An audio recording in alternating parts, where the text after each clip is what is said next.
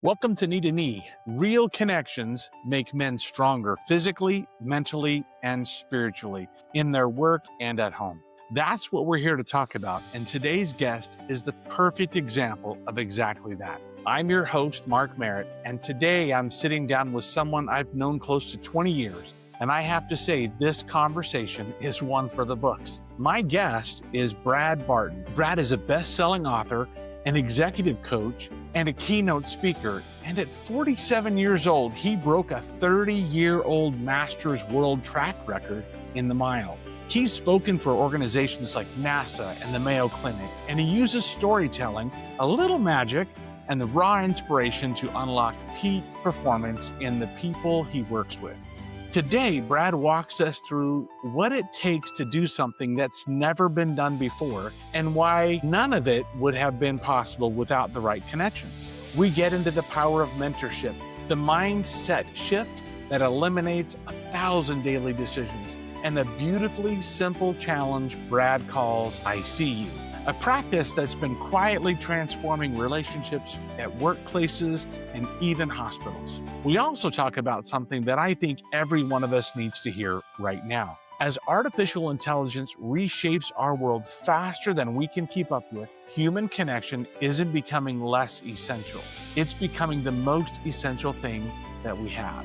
So grab a seat, get comfortable, and get ready to get KneeToKnee with Brad Barton.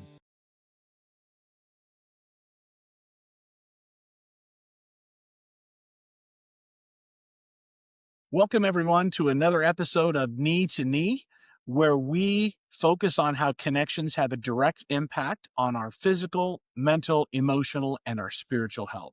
And I know I say this every time. We're going to do the same thing. I am very excited. I'm super excited about having our guest on today. His name is Brad Barton, and I've known Brad, I think, close to 20 years. And when we first met. It's been a while. 15 or 20, yeah. Yeah, something like that. Brad is someone who's broken world records. He didn't start. When did you start running? Competing? Oh gosh, yeah, back in high school. Yeah. Okay. You remind me of an old neighbor that we had that he started running at 40, and then competed in the Boston Marathon and stuff. So I'm thinking, okay, Nice. He was one of those. We called him an old mountain goat, but I won't call you old, or I won't call you a goat, right? And don't call Brad me a marathoner either, because I'm not a marathoner. Has broken world records, and he uses magic in his speaking and his training to unlock peak performance.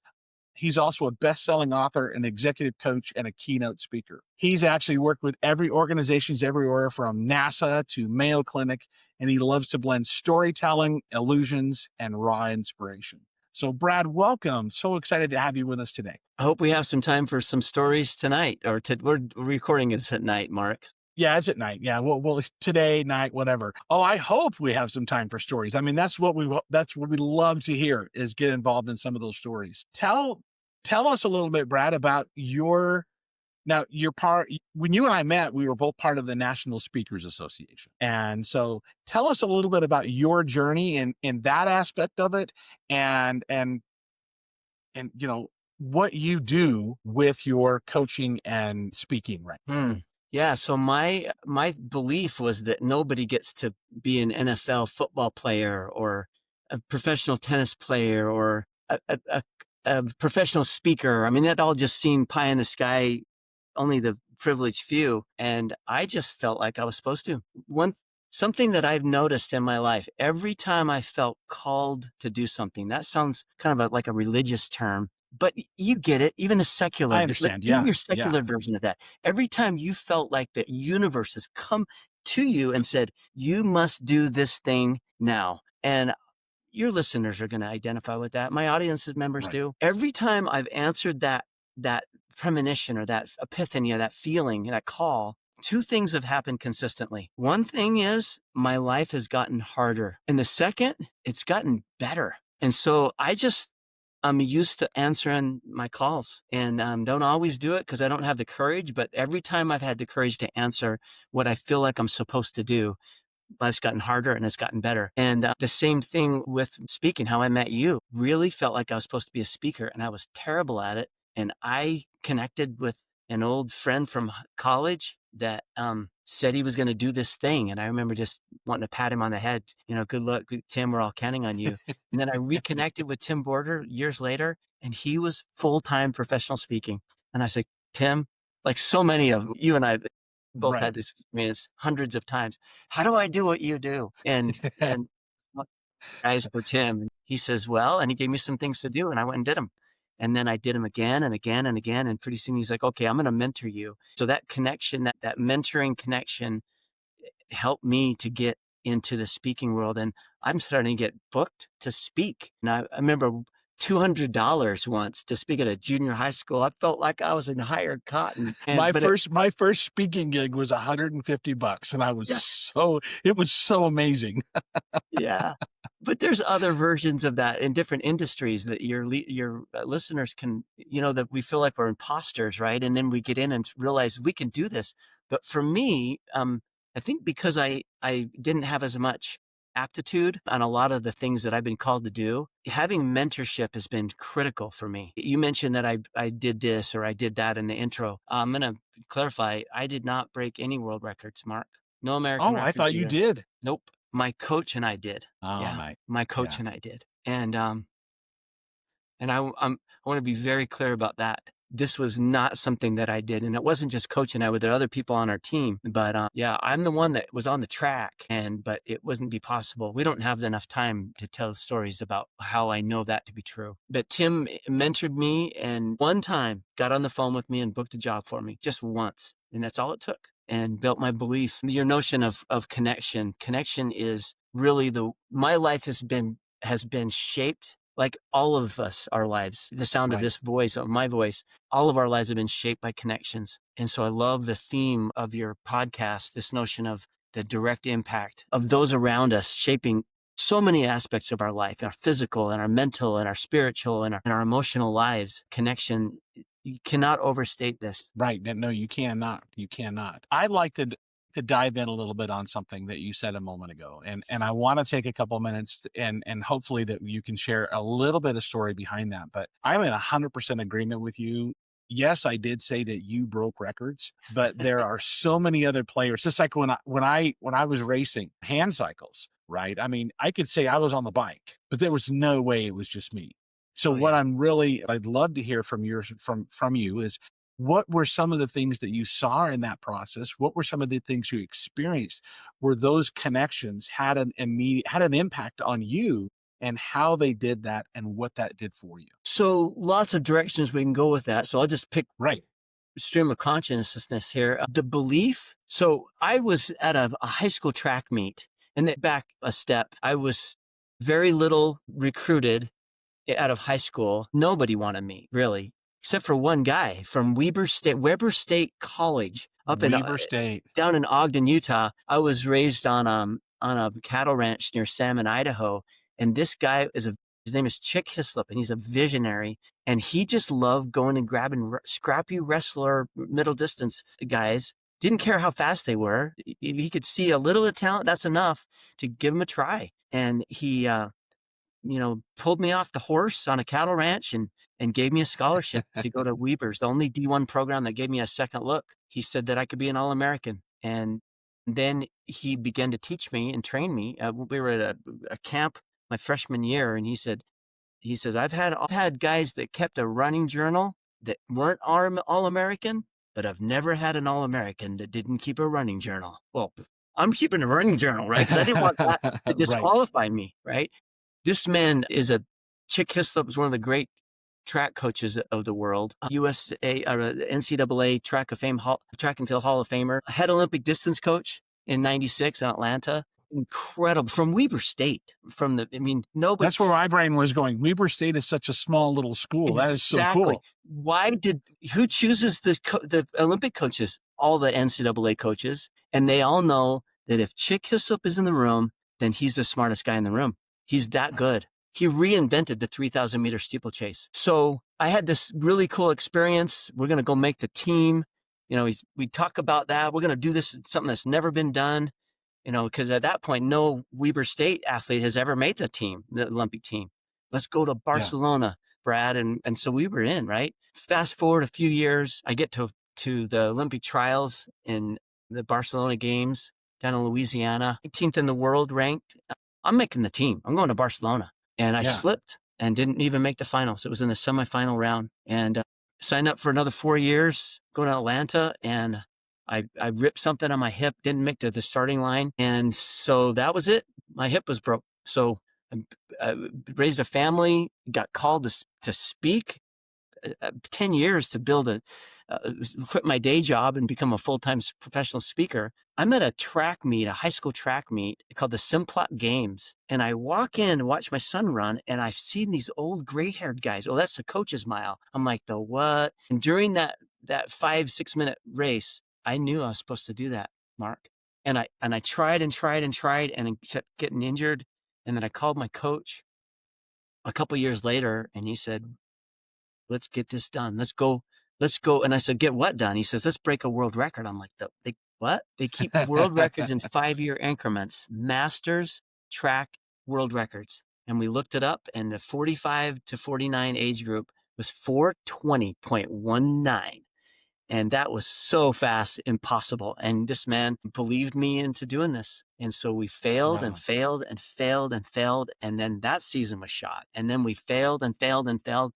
And then lightning strikes, and we run 4:16 at 47 years old. And that was our first. And then more failures, American records, more failures, 2 world records the next year. And then just carnage.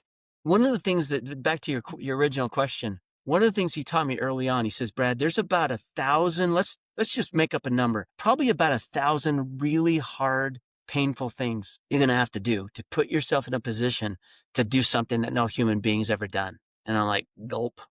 And he says, exactly. It's like, you can either make 1,000 painful decisions to do all 1,000 of those hard things, or you can make one great, big, huge decision to do all of them. Yeah. And as soon as he said that, I got tears, and I'm like, Coach, this is brilliant. He says, I promise you, it will cut your workload in half. And I'm like, that's good, because this is really hard. I made a commitment to myself and to my coach and to my God and my family that I was going to do everything I could do to put myself in a position to do what I felt like I was called to do. And it was very hard, but I never had to wonder. One of the rules that I had for myself is touch the road. So they're busy, right? Some days I don't have time to train. I don't feel like it, right?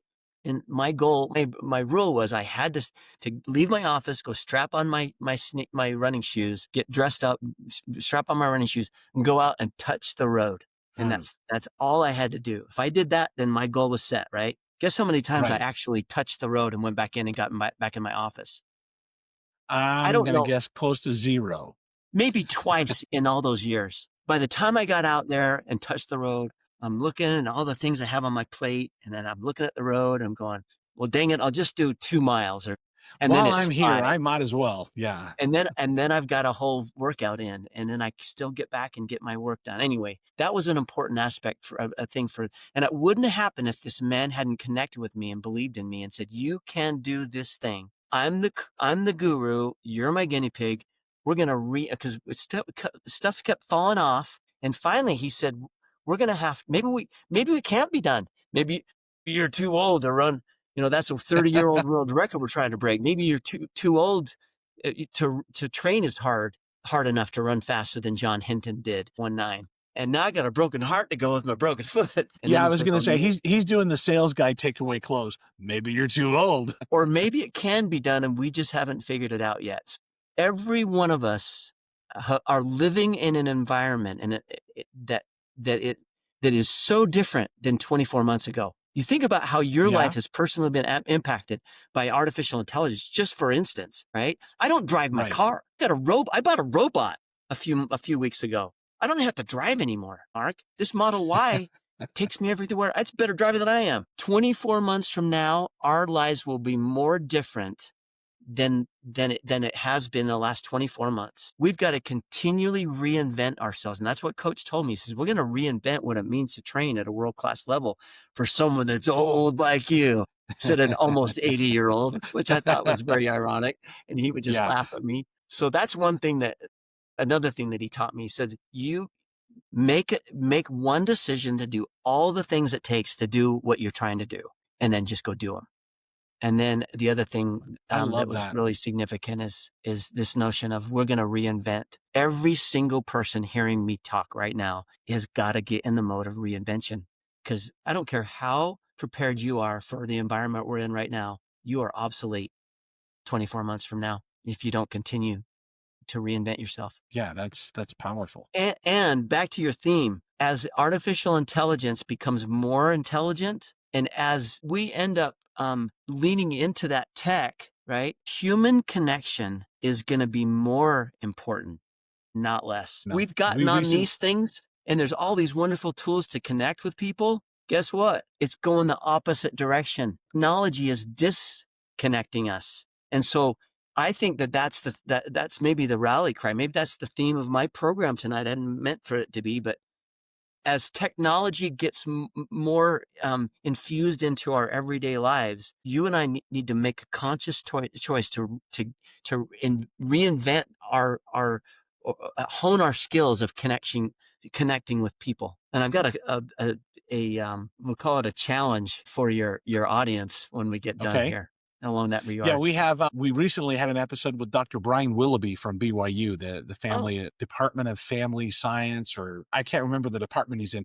but we spoke a lot about AI and how important it is to be able to, that human connection is really, it's gotten lost. And this is part of the impetus to create the podcast. With is you take a look at everything was going, relatively okay, and then all of a sudden we hit the pandemic. Now all of a sudden we're forced into self-isolation.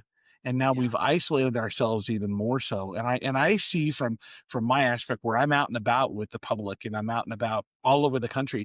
And I find that you can see that people are still affected by that. And so that was part of this. We need to be able to find ways and tools to help us better reconnect, or even just connect, but reconnect with those that we interact with every day. Exactly. Let's go back to the title of your offering here, Knee to Knee. Think Hmm. about this. We have a mutual friend, and we never talked, I don't think, about Chad Hymas. But Oh one of yeah. the things that Chad loves is when people get down on their knee and put their other knee next to his knee and Hmm. get down on his level. He's a quadriplegic, right?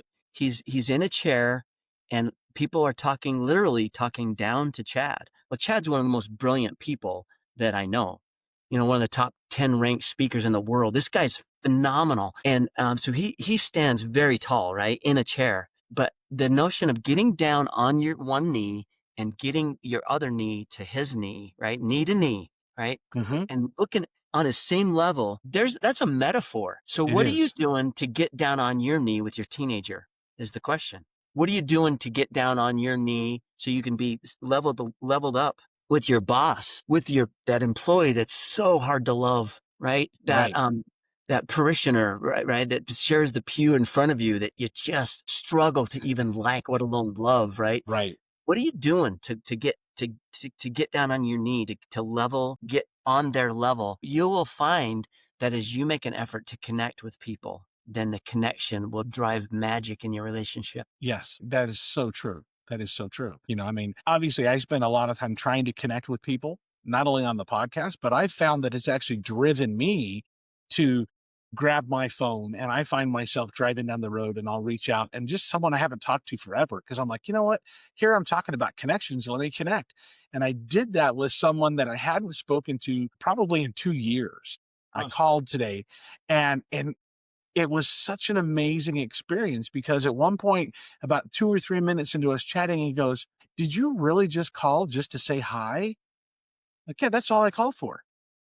And it was a really cool experience. He went, "Oh my gosh, that is so cool." 45 minutes later, we're still talking, right? But to have that, I only called because I'm just calling to say hi. Yeah, I love that. So what Yeah. if we have another, I think, a mutual friend. He's an NSA guy named Viral Workman. I know who Verl is, yeah.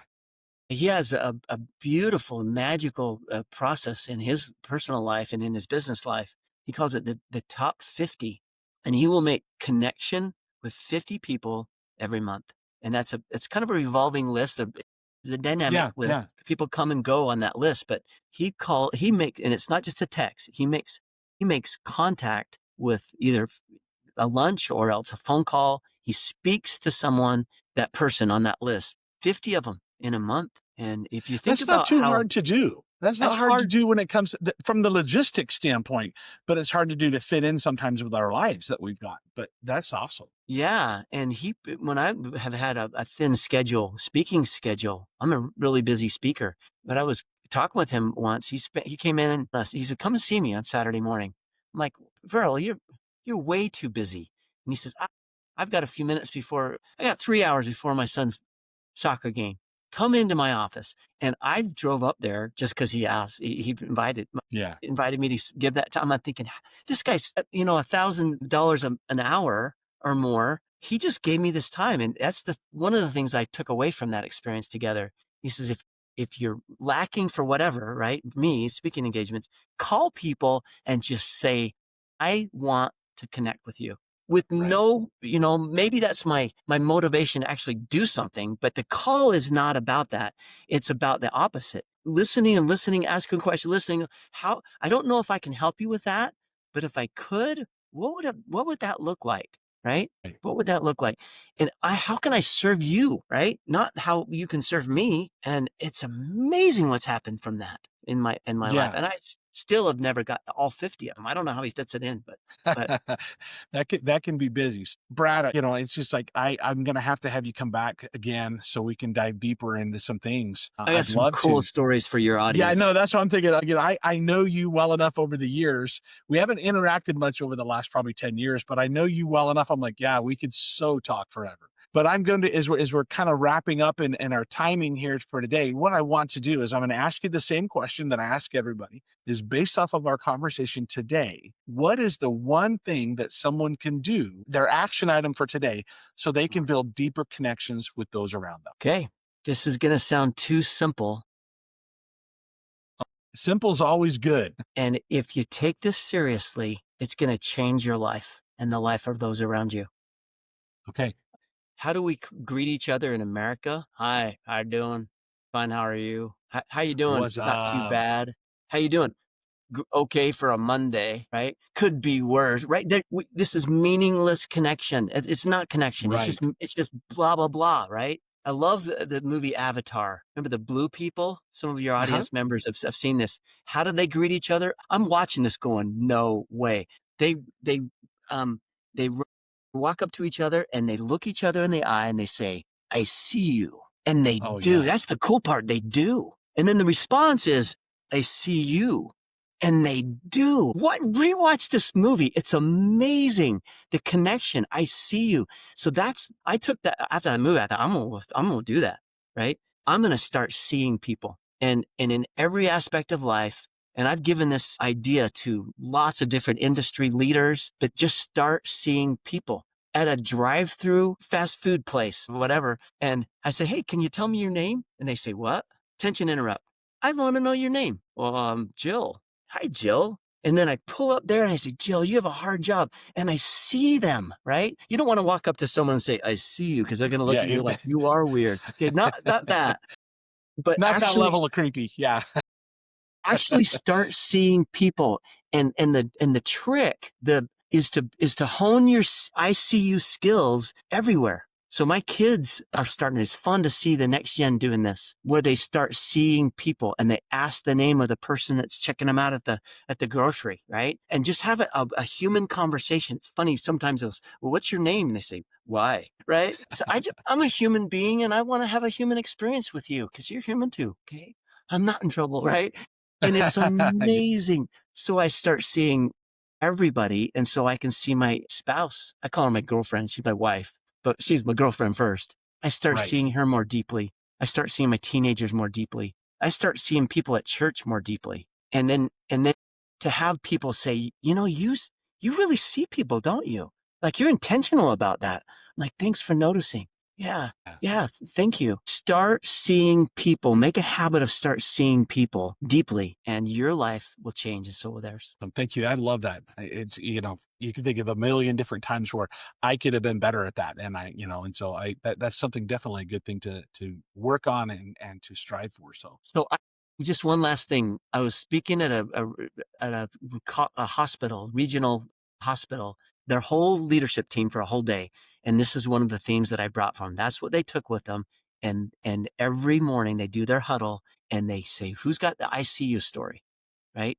And then the Life Point, the major, the mother company calls these guys and says, what are you doing down there? And you win a basin, right?